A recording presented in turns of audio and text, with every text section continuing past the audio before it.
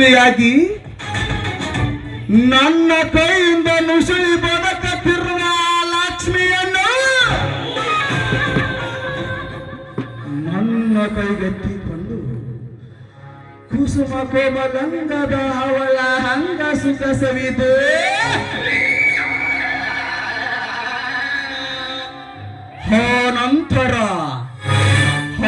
ನಂತರ ಅವರಿವರ ಬಾಳಿಗೆ ಕತ್ತಲೆ ಕವಿದ ನಾ ತ್ರಿವಿಕ್ರಮನಾಗಿ ಮೆರೆಯದಿದ್ದರೆ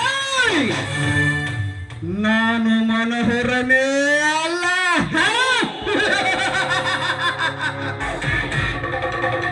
ನಾವು ಬದುಕಬೇಕಾದರೆ ಜಿಂಕೆ ಕಪ್ಪೆ ಸಾಯಲೇಬೇಕು, ಹುಲಿ ಬದುಕಬೇಕಾದರೆ ಜಿಂಕಿ ಸಾಯಲೇಬೇಕು.